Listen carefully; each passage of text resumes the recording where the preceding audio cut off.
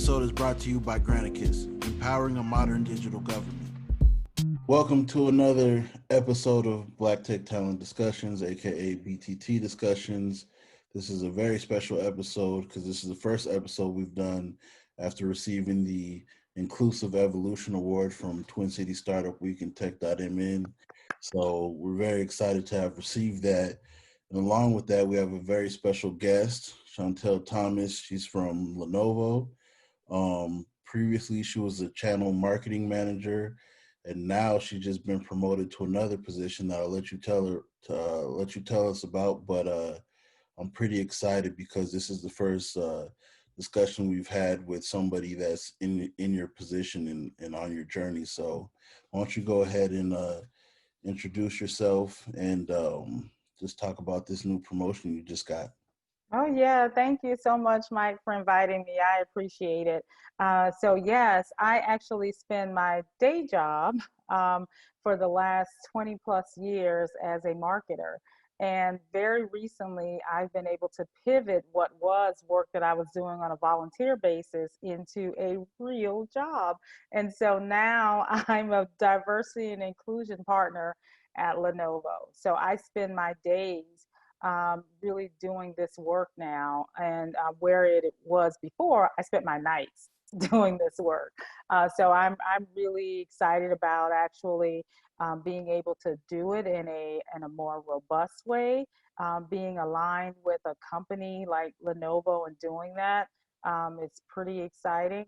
And I'm looking forward to kind of learning. First of all, right? I share that I spent the first 20 plus years in technology marketing. But so now I'm pivoting to diversity and inclusion. So I'm really looking forward to taking that skill set, right, of being a marketer, right, where I feel like I've been hustling products.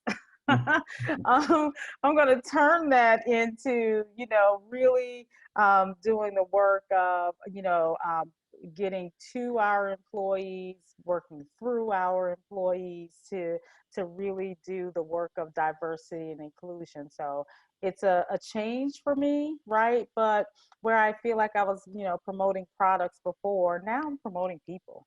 And Yeah. so I'm excited about it. Definitely, and part of the reason, once again, that I'm excited about this discussion is, even as a part of my acceptance speech for the award, I talked about how the award was acknowledgement that diversity and inclusion is important. Oh, Um, yeah. Also acknowledgement that a Black-owned and Black-ran company can be at the helm of that.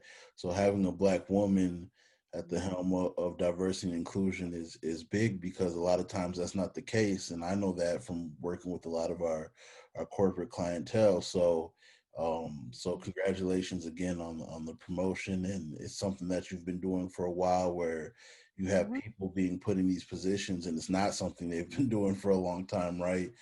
For a lot of corporations, it is a new buzzword or position.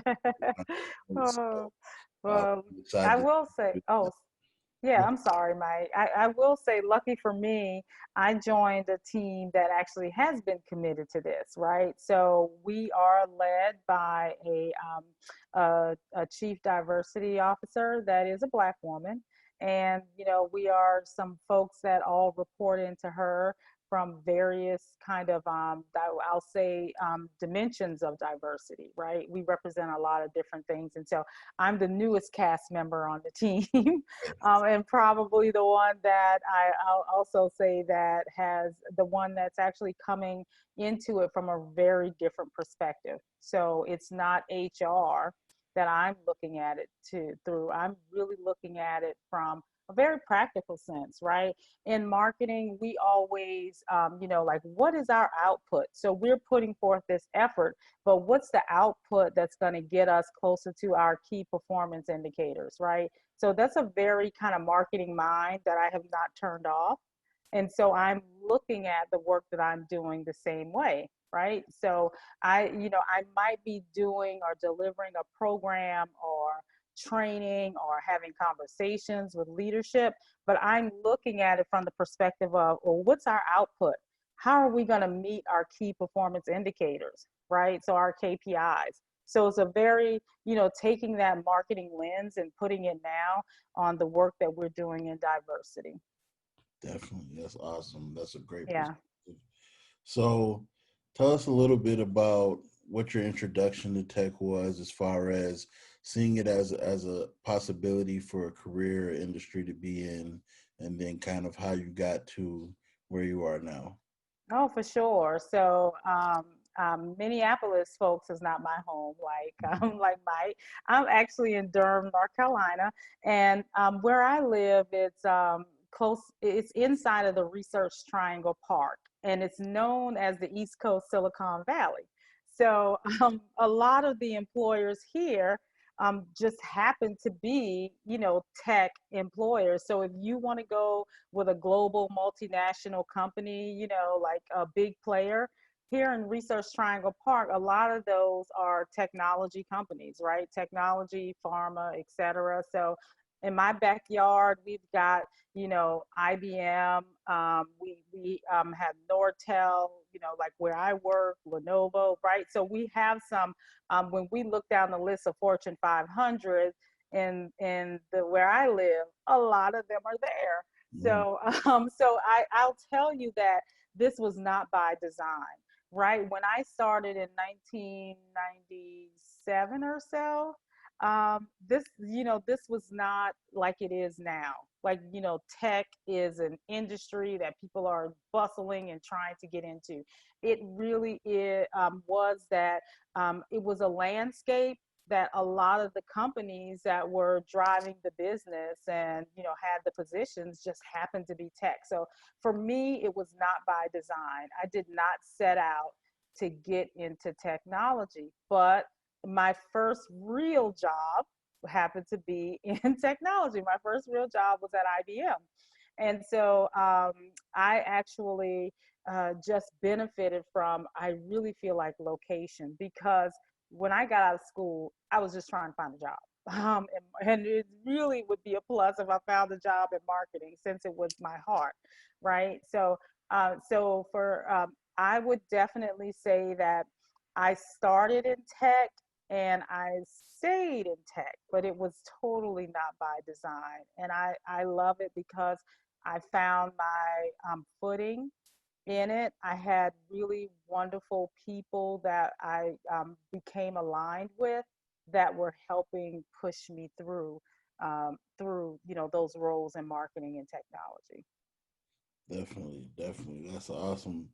Awesome kind of start and origin story that's a little different from some of the other ones, and it does show like how location can play into Oh kind of yeah. advantage and kind of just the culture around what people look for as jobs or as work or career opportunities.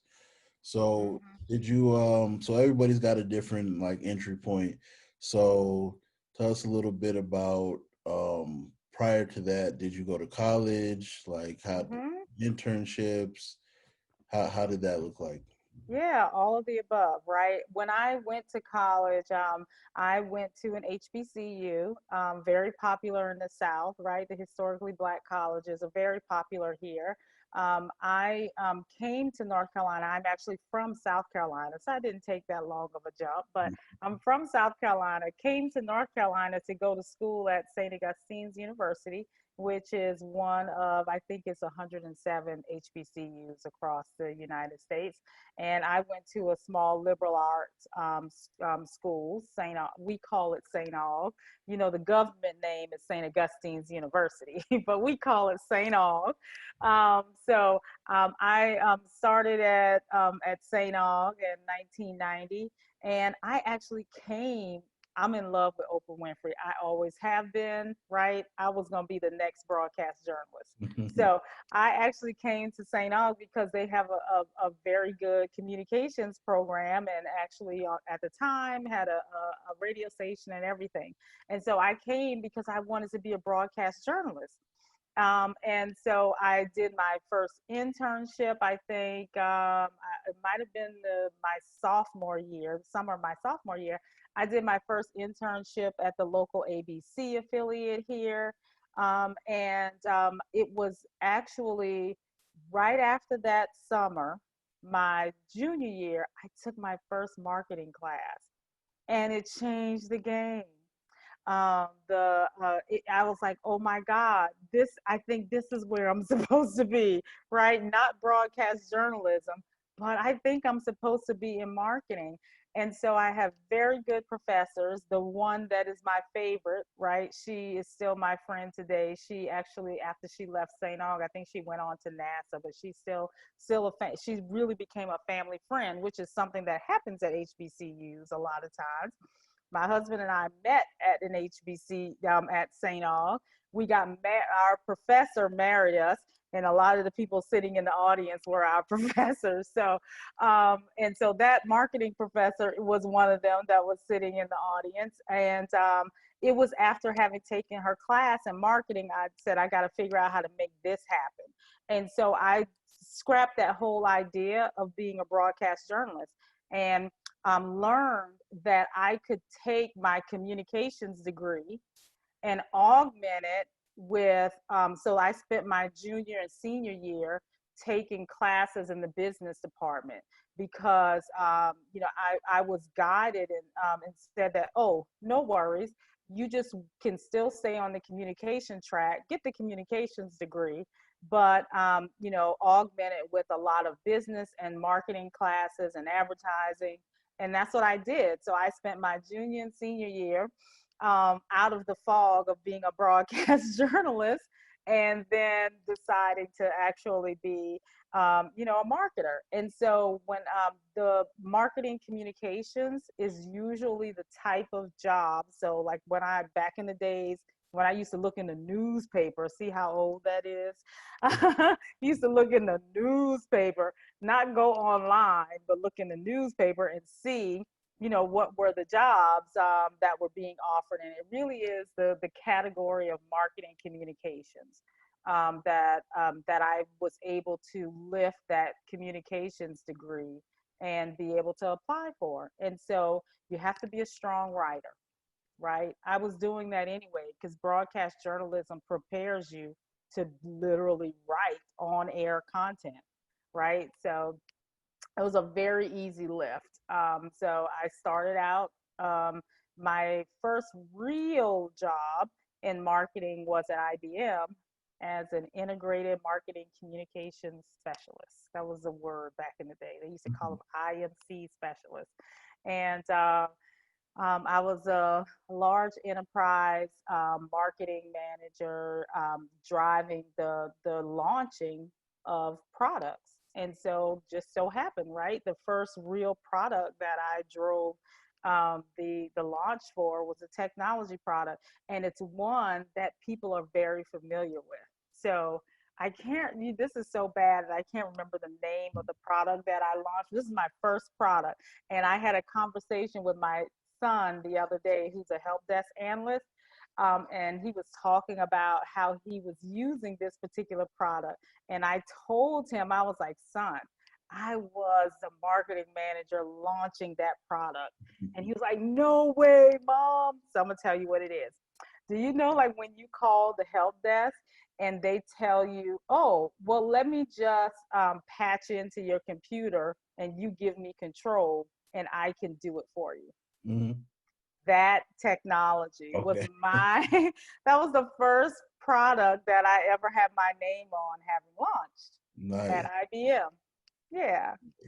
So pretty exciting to have been a part of that. But and I've launched lots of others since.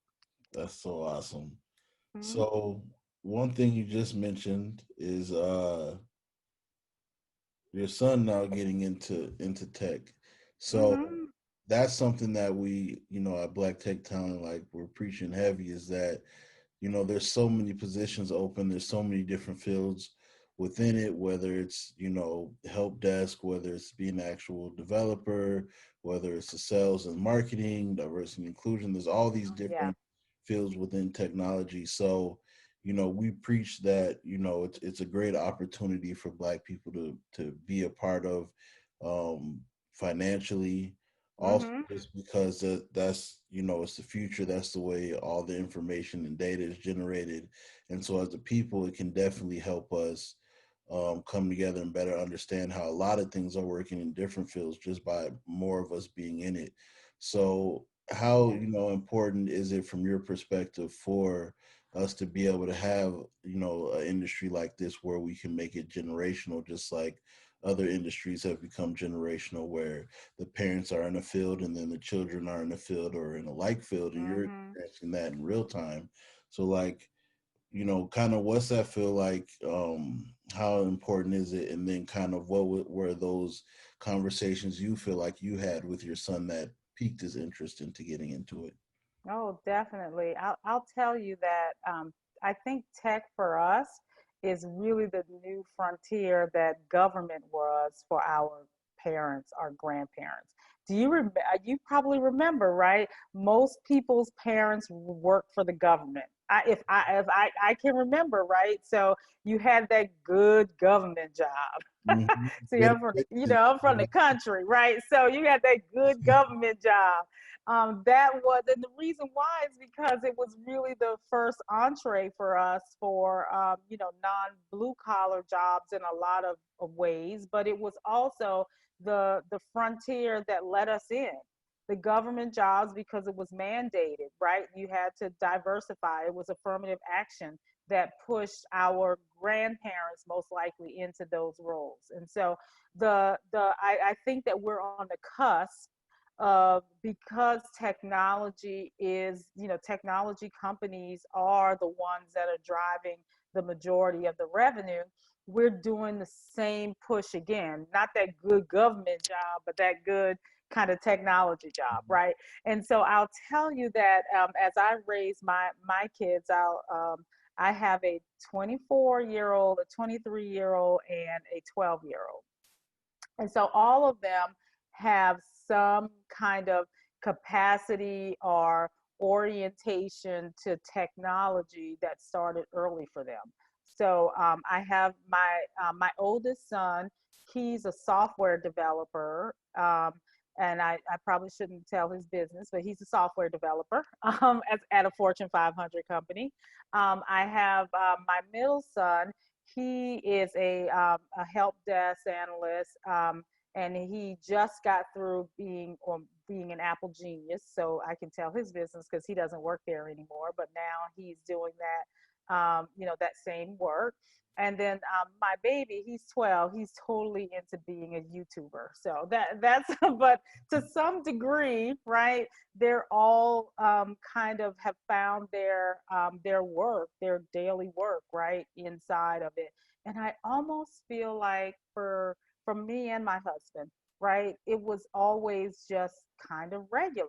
I mean, you have, a mom who's doing it. My husband doesn't work in technology, but he works in real estate, but he's a forward thinking kind of, like entrepreneur. So he's always thinking about technology, and where to build it into his business to make a difference, right? And so for them, it was just kind of regular. And plus, think of where we live, right? Like you said, Silicon Valley of the East, right? So it was very kind of common practice. And so technology for us was not a big lift, it was more kind of integrated. Um, and so I think probably it wasn't for them, it was just kind of regular. And they actually just found their own interest or their own space in it. Like my son, who's a software developer, he started coding, like he's self-taught through YouTube. Probably when he started probably when he was maybe 14 or so. And I augmented that as a parent because I was like, oh, you're interested in that? Let me find all of the avenues that we can go through to try to help get you some formal training. And so I would spend my nights like, right, figuring out on Googling and figuring out like, where can I get this kid some more experience? Who can I tap into to help, help give him some guidance? Because my husband nor I have that skill set. And so that's what we did. My son, actually, the one that's a software developer, he became a student with this organization that's active all across the United States. I'm just gonna tell the name of it. It's called BDPA, And Mm-hmm. I just encourage everybody, Google it. Black Data Processing Association, right? So it's literally people who have found their own gifts and talents inside of technology. And on Saturdays, they teach high school students how to code and other various things. And so the BDPA was very instrumental in helping my son find his niche in technology. So it's very good. And so I just encourage everyone, like if you're thinking about building those fundamental kind of skills in your kid, a lot of times we don't have it. We don't know, but just make it possible for them. And sometimes it's free. The BDPA was free for my son. We went every Saturday. All I did was pay for the gas to put in my car, and I drove him there. Whatever city it was in, we were going. And there, he's one of their success stories. He actually now teaches. That's So awesome. yeah, so now instead of being one of the students in the room, he's now the teacher. That's what he's doing on Saturdays. Nice, nice. Yeah, that's awesome. And that's what we want to kind of preach and kind of push is the normalization so that generation after generation this can be something where even if it may not be your dream, it's a skill set similar to how, when we were growing up, they made sure we knew how to type. They made sure we knew how to Mm-hmm. Word and Excel and certain other Mm-hmm. tools, right? So we want some of this stuff to at least be, second nature, even if it's not a dream maybe, because it's something that you can get into, IT help desk, Apple Genius, and make decent money to pursue your dreams or school or whatever it may be. Mm-hmm. So that Yeah, that's a it's true. It's true, and I'll tell hopefully for the folks that are listening, the wonderful thing about technology is most of the people who are like my 12-year-old, he is the generation that's called digital natives. So they literally his entire life he's always experienced things through the iPhone. hmm So I remember when he was 6 months old, he was sitting on the bed and he picked up my husband's iPhone and literally knew how to swipe. Shocked the heck out of us. I'm like, we didn't teach him that. Like, how can he like swipe? But the reason, like, so for him, a digital experience is native to his experience. And so in marketing, we call those digital natives. hmm So if anybody who is, like around that age, like the fact is that they have experienced this kind of technologically advanced, digitally advanced world in a different way from you and I. We had to learn it probably when we were in college or right there, right before, right? So, but for him, it's always been like that. It's always been a digital experience. Like he doesn't even like type in his phone. He talks to it. And like I'm like, that's really weird, right? Even though I have Siri, I never think about talking to Siri. Never think Right. about but he does. It's very common to him. So he talks to Siri. I don't hardly ever talk to Siri. But I'm saying that to say that I challenge the folks who are listening to think about it from the perspective of this technology that I'm using. There are people in the background who are developing it, who are marketing it, who are training other people to do it. Like, if you can think of it as a discipline in college, it probably lands in technology. So, like, I have a friend who she spent like I think 10 years as a teacher, but as when she was teaching, she was using these tools. She literally has just taken that work that she was doing and she now works at Microsoft in their training department. Nice. And so like training, so the people like her who are educators, now she's come on the other side and now she's teaching the educators how to use the Microsoft tools and technology to do their work. And so I just encourage people to just like look at it from the perspective of if there is an actual discipline in school, you can probably find a role that inside of, technology forward industries. Definitely, definitely. So, what are some of the challenges that you feel like you faced? Because you're this is a unique interview because you're coming from a place where, like you said, there's a lot of tech companies there. Obviously, you've seen Black success there where you're at, and in other interviews or just other locations, that may not be the case. Oh So, it'd yeah. be interesting to hear some of the obstacles and struggles you may feel like you faced as a Black person, or as a Black woman, or as a woman in general, coming up through the ranks in this field. I definitely think that my number one, um, I won't, I'll just call it challenge, is being the only. Mm, I'm actually working on a blog that I'm getting ready to do called Onlys. Like I'm consistently in the room and I'm generally an only. mm, And so I'm the only Black woman in most cases. Marketing is actually a discipline in which there are usually lots more women. It's kind of like HR and mm, marketing are both areas that you find women more than, let's just say, the STEM. So STEM, there's a lot of like initiatives to get more women in STEM because that's an area that there are not very many women. But marketing, and nobody is trying to push more women into marketing because there's a lot of women in marketing. mm. But despite that, I'm usually the only Black woman. Okay. um, yeah, so so just to have this opportunity, right, to tell folks that marketing is a discipline that is in inside of technology companies, that's pretty exciting right there, Mhm. because hopefully somebody will hear this and think, oh, maybe I can find like a home in marketing, in technology as a marketer.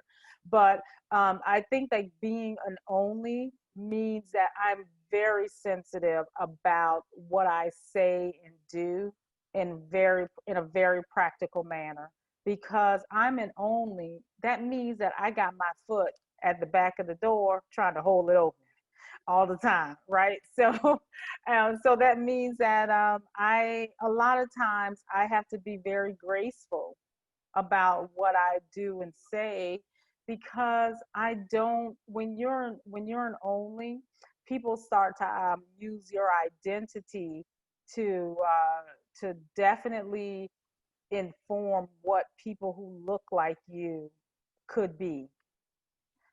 So my identity as a Black woman, it's a thing that's allowing me to get in the door and hold the door open because I'm there. But then I'm very sensitive about how I interact, because I want other Black women, I want other Black people to be able to get in the door. And so that to me is my biggest challenge. um, like like even the way that I say things, how I temper the things that are challenging, how I let them come out of my mouth, because I definitely feel I won't even, it's not a burden, right? But I feel the responsibility of holding the door open. Do you feel like when you're presenting ideas that they are taken seriously in general, or is it a lot of times they call you in when it comes to our culture? I heard this very good quote very recently from Jeff Bezos that says, your brand is who you are when you're not in the room. So I am very conscious of the brand that I'm building. And so that means that when I say to you that I'm not flippant about sharing my ideas. I'm not flippant about the things that I say and how I say it. It's all, very, I do it in a way that suggests if somebody were recording me, like you are, if somebody were recording me and I heard myself being played back, I can stand by what I say in any room. And Mhm. so I'm saying that to say that, like when I think about it, um, I I feel I feel that it's my responsibility, but I definitely feel that I'm bringing my full self to the work. So I'm not afraid to share my ideas because who I am as a brand, it's other people in that room that knows, so I'm more likely to get the affirmation, the confirmation of my idea. So I'm not afraid to share it.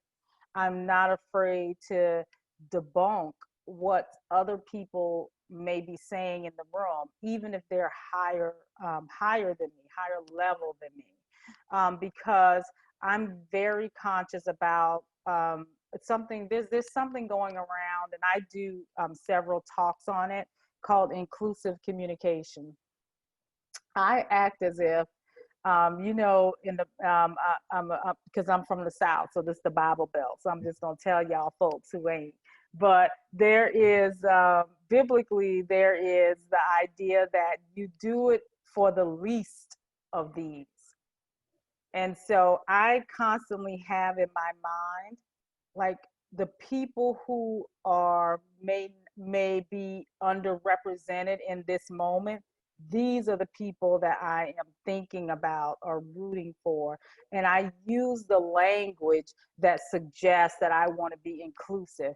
So instead of saying to the executive that's sitting in the room, yeah, that's not a good idea, I don't say things like that.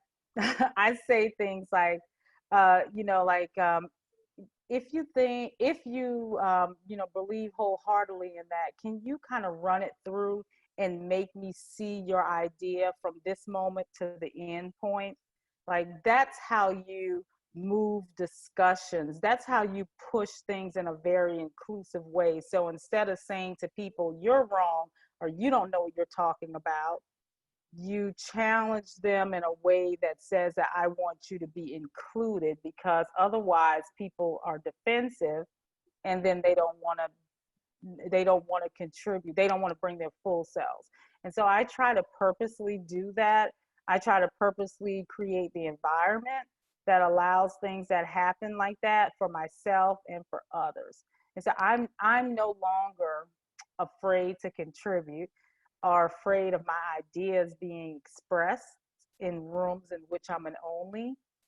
But I'll tell you that I think that is because of the brand that I've built. So it's very important that, like you build a sense of kind of inclusiveness and collaboration. Like it's so important. So I'll say that it's because of the brand that I've built and the way that I communicate and trying to be very inclusive. So I'm not afraid, That's even awesome. though I'm an only, even though I'm an only. That's awesome. And I think that's gonna, you gave a lot of game just there, and I think that's gonna help a lot of people because, you just spoke about your brand, your personal brand, Mm-hmm. and that's so important. And I get that a lot. Where even after we did BitCon, I spoke Mm-hmm. different events, and it was kind of in that between because I did in August I did a producing event called the Fame Summit, which was entertainment based. Mm-hmm. Did BitCon, and then there were a few other ones I did after that.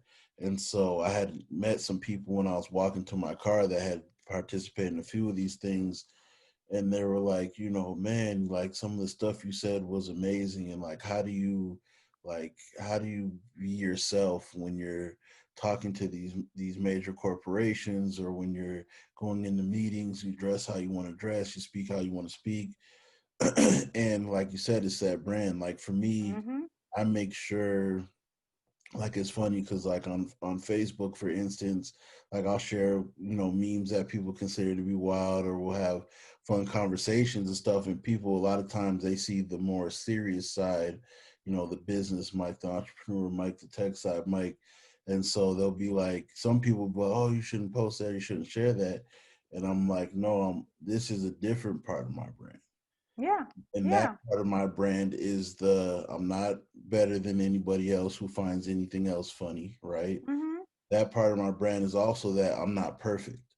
So my thing was, a lot of people, especially, our elders and stuff like that, they wanted to project kind of being perfect. Not that they weren't Uh-huh. perfect Yeah. individual, but just like they have everything together, they know everything, they're very intelligent. And for me, because my brand was already that, Mhm. I wanted to step back and go, well, I'm not perfect and I can crack jokes and I can find things funny that maybe, somebody else finds to be inappropriate or whatever it may be, because the moment that you if you project being perfect all the time as your brand, the moment you do make a mistake, then everybody runs to tear you down instead of There the you go. think That's so true. you think people will give you credit and be like, well, you've been perfect this whole time. We'll give No. you a mistake. They're like, nah, see, we knew you weren't perfect, right? But No. but when you're, down to earth and you're realistic, but you also exude that you have, that excellence in you when it's time to be excellent, then Mhm. it's more so now it's like when you make a mistake or you just do something people deem to be taboo or whatever, they're just, oh, that's just Mike being Mike. That's just him being Mhm. funny. But he That's actually right. That's your brand. activist, he's an entrepreneur, he's a mentor, and so I think what you mentioned about your brand when you're not in the room is extremely important. And then just that level of confidence to be like, I'm an only, but I'm still going to speak my mind if it's correct. And then Yeah. the most important thing you said, well, not the most important, but Mhm. the biggest gem you just dropped was how you approach speaking your mind. Yeah, I think it's important because the talk that I do is really how you communicate in tone, touch, and technique.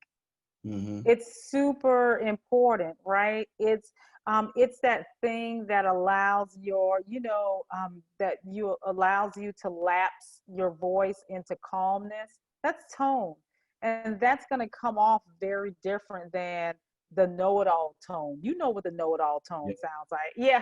But if you lapse into the kind of that tone, to tell me more, right? Tell me more, like that opens the door for more engagement than, oh, I know that.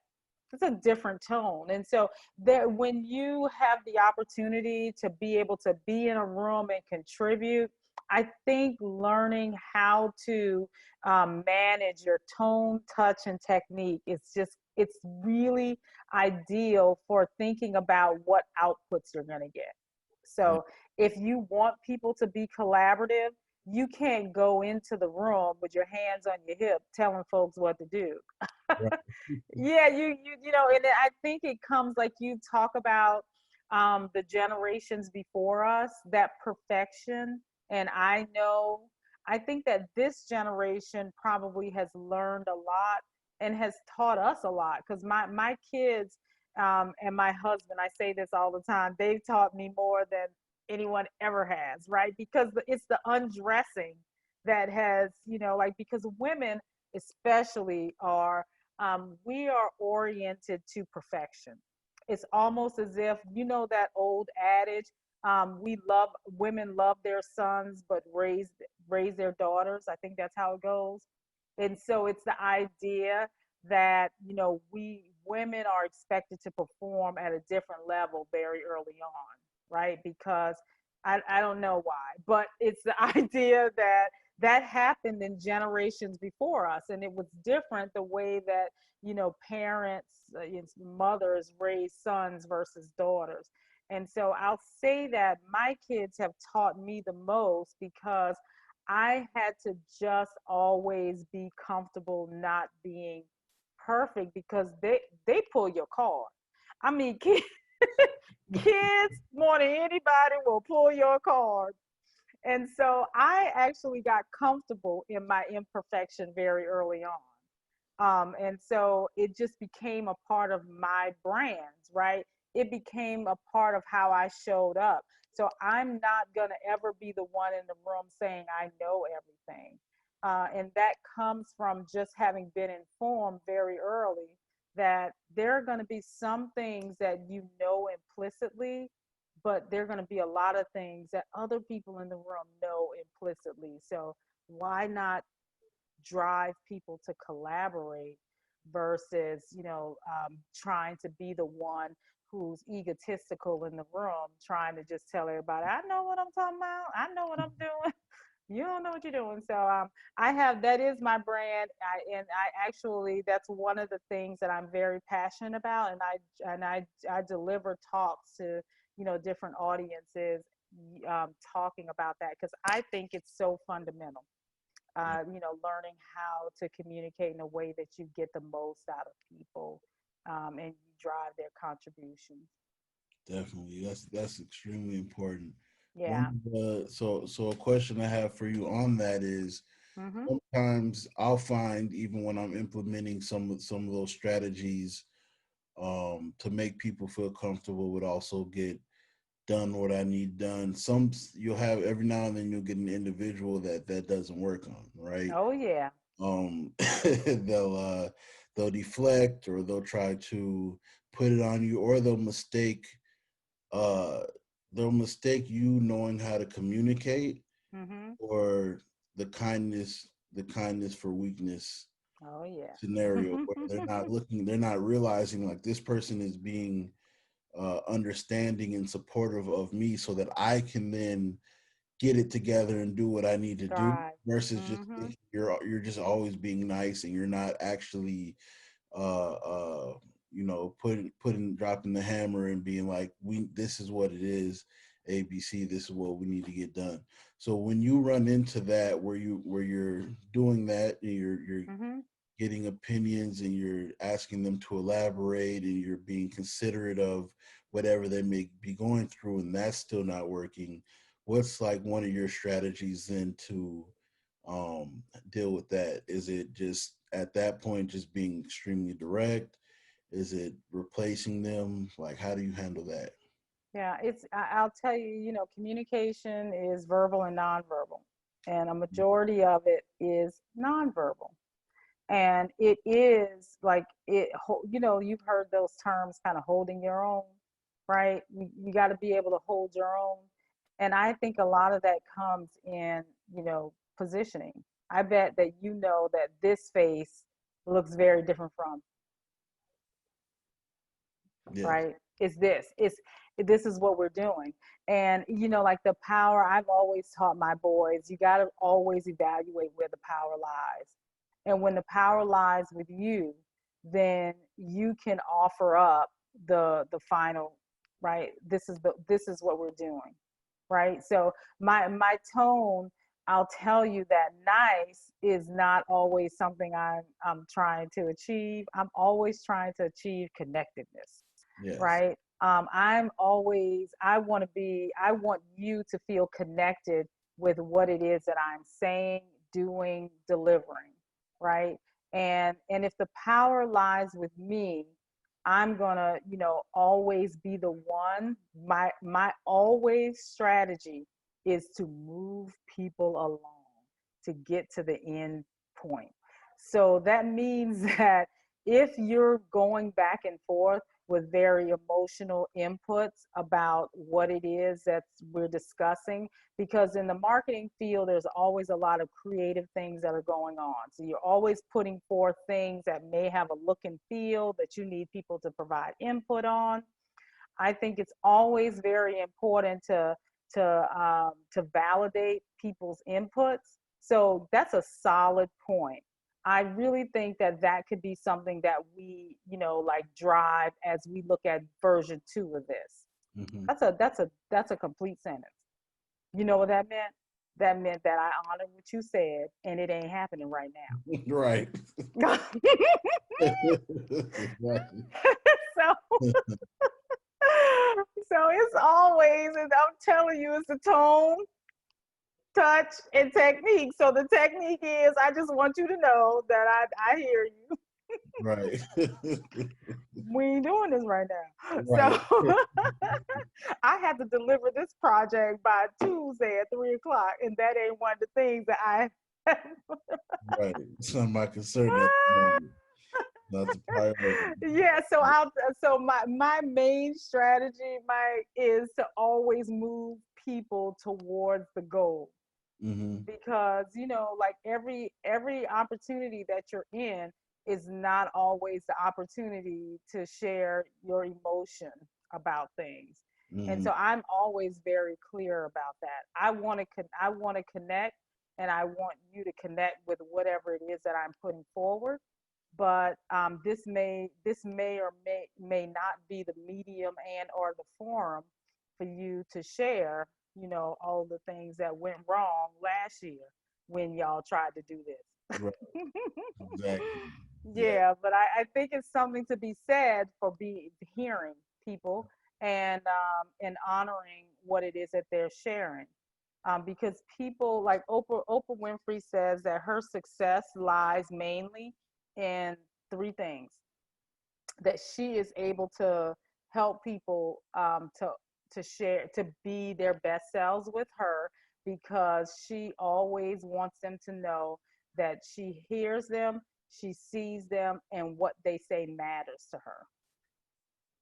So Definitely. think about that. Like in all of your relationships, your engagements, right? Just the idea that you are always somehow expressing to people that they are heard, seen, and what they're saying is valued. And so that example that I gave you, that is saying that, right? So it is, oh yeah, that's a really good point. I think when we look at version 2, that should be something that we include in that. Def- That mean I heard you, I see you, and what you're saying matters. Definitely. Great. Yeah.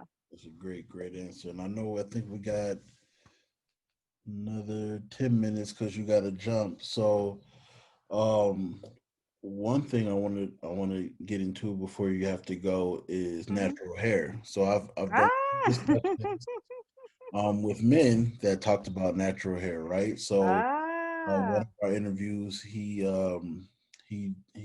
like he likes having an afro. He doesn't have one now.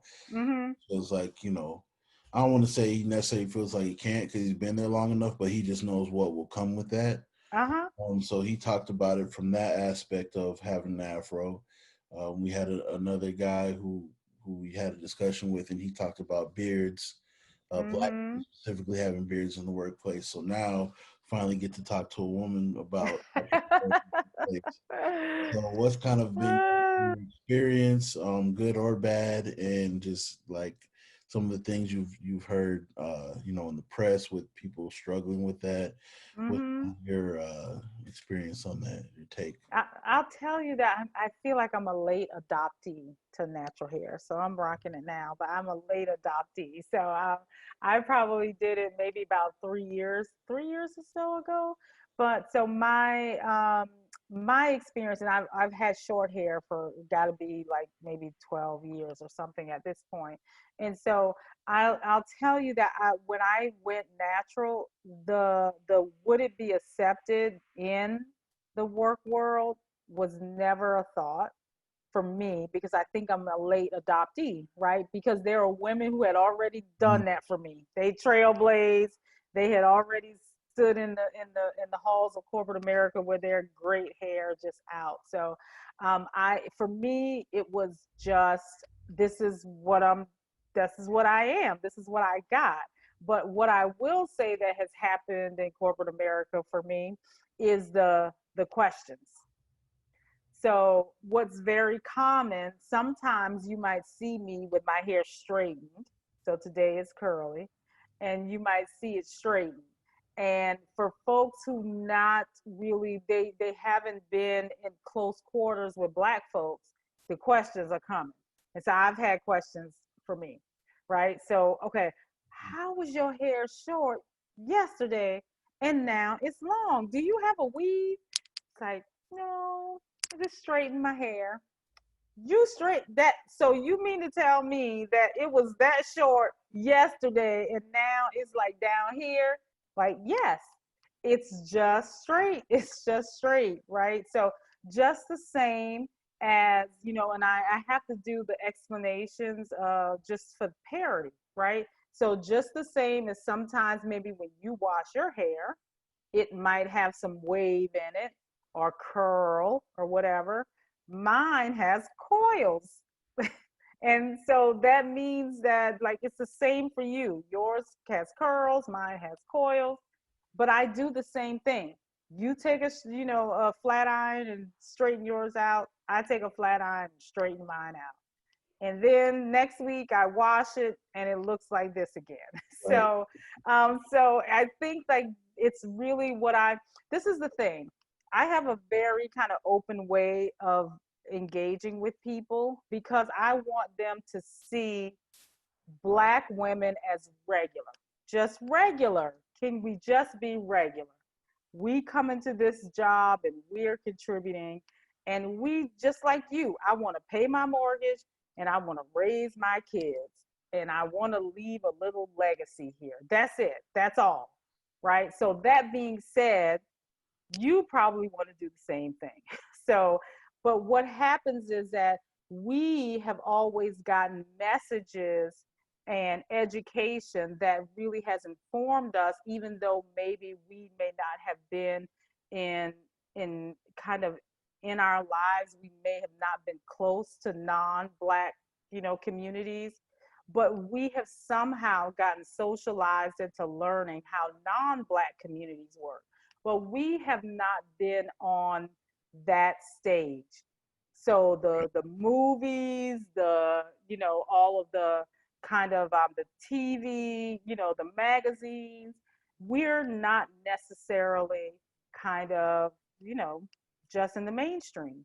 Mm-hmm. And so people who are non-Black are not getting socialized into the ways of how we are, in the ways that we're getting socialized into the ways that how they are.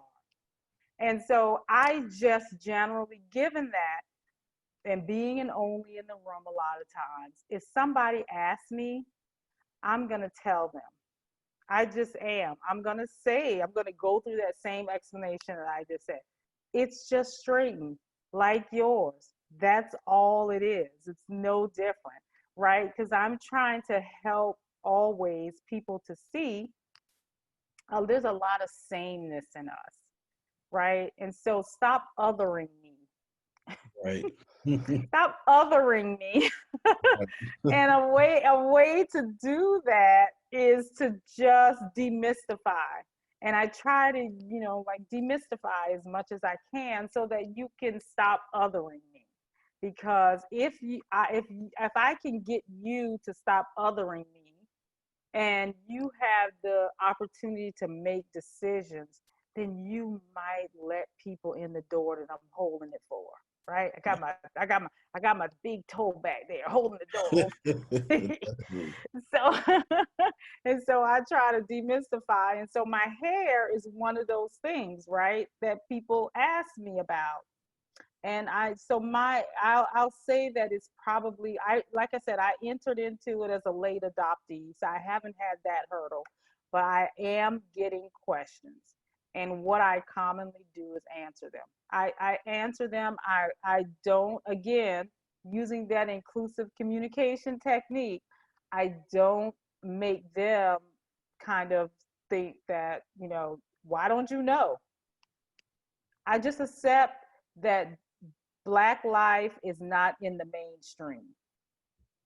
I want it to be in the mainstream. Well, how else am I going to, help people to get there other than using my life and my experience as an opportunity to educate them? And I do that. I try wholeheartedly to do that. I feel that it's incumbent upon me because I got my big toe back there holding that Definitely. door.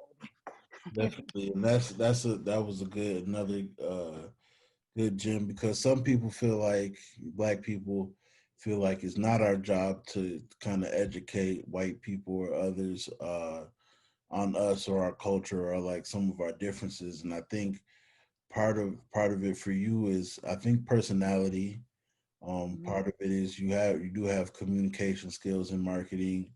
for me, like I go, for me, I use discernment in what the Mm-hmm. person's intention is Yes, based on if I very true. can communicate with them or not. Because sometimes, you'll have people who will start off acting like they're interested, but they have a point that they've always wanted to say to a black person, Mm-hmm. and now they're in an environment where they're comfortable to direct you in the direction of what they want to say. And Mm-hmm. I've run into that before. I agree. It's like, Yep. oh, so are you, you know, A, B, or C? Because you're very Mm-hmm. smart. And it's like, oh yeah, well, I'm a little bit of A and B and blah blah. Oh, because black people such and such.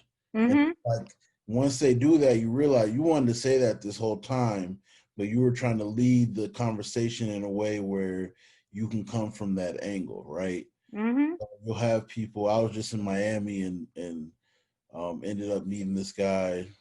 I was just chilling, and he started talking to me, and he's like, "Oh, well, you're an entrepreneur, and you're pretty smart and unbiased and stuff. So, like, what do you think about Trump and this and Mm-hmm. that?" So he starts off like he's really trying to have an unbiased type of conversation, but then he gets to the meat of what he wants to say, which is like, well, why do black people still cry about reparations or slavery or whatever it may be? And so I practice discernment when it comes to explaining I certain agree. people, just because that's not necessarily my role. And Mm-hmm. we've created mediums like Black Tech Talent Discussions, Fame Summit, Bitcom, these different things to have those discussions. So if you want to have them or if you want to learn, we have the platforms to get that information out there. But as far as on a one-on-one basis, for me, it matters on if I'm am I being effective? So am I going to teach you something, or am I going to sit Mm-hmm. here and debate with you? And it doesn't actually matter what I'm saying. You're just getting something off your chest that you've always wanted to say to a black person, right? Yep. And Mm-hmm. so I think that's a good balance. That there are those of us that are like, no, I'm not explaining anything, and then Mm-hmm. those of us that are like, I'll explain everything, and then there's people in the middle that are like, depends on my mood, right? Yeah, it depends on my mood. And I'll tell you, like something that I say all the time is I really like to challenge people with their thoughts. And the number one thought that I like to challenge, non-black folks with who want to kind of peel back the onion is that, like you must know that we are not a myopic community. I am not all there is. Mm, I got some cousins, some sister friends who are doing it different. And so if you try to put us in this box, you're going to be disappointed.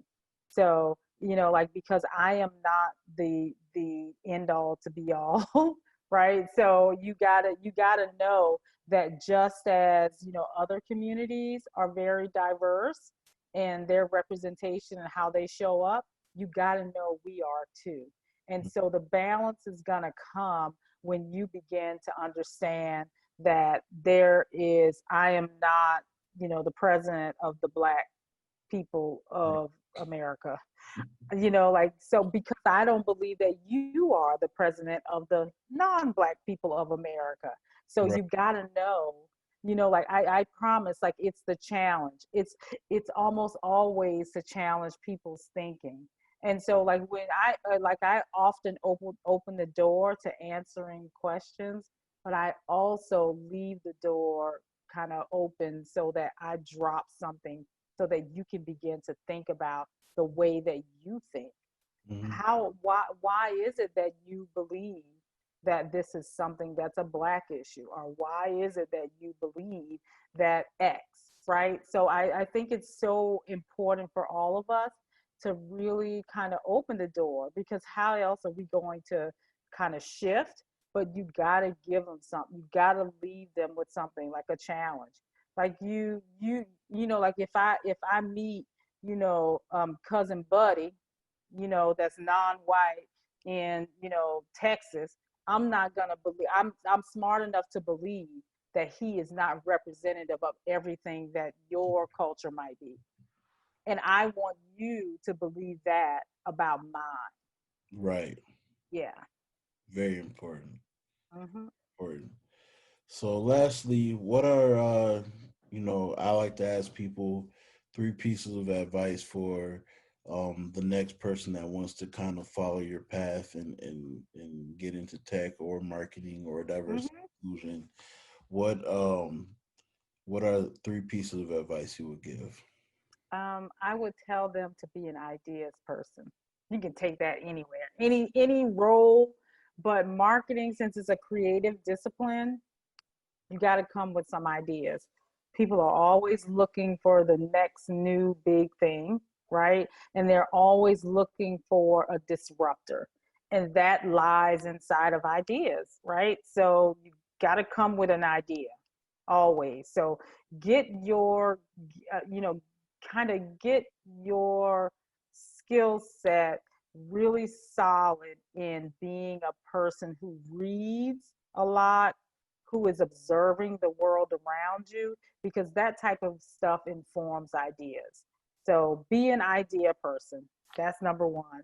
I kind of said my number two a second ago. Read, read, read, Yeah, read, read, read. Because you got to read to know what's happening around you. I mean, like they call this in the world, they call this having business acumen. So it's not just knowing something about your discipline, be it marketing, but it's really having an understanding of what's your business acumen, so you get a deeper understanding of how that impacts other areas of the world, other areas of the business, other areas of the industry, etc. And you develop business acumen from purely reading, right? So I still get old fashioned magazines. I know people don't do that anymore, do they? They say print is out, right? But I get Ink magazine. I get Real Simple. I get Oprah, but now she's about to not do her magazine anymore. But I read. I read all the time. So that thing, because what it does is it actually stimulates ideas and it really develops your business acumen. So read. My number three is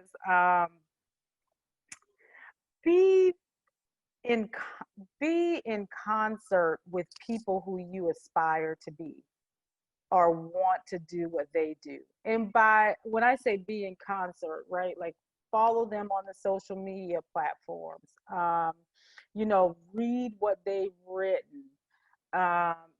If they are like promoting that they're going to an event or speaking at an event, go to that event. If they are members of, I'm a member, well, I need to pay my membership, but the American Marketing Association, it's time to re up. The American Marketing Association, right?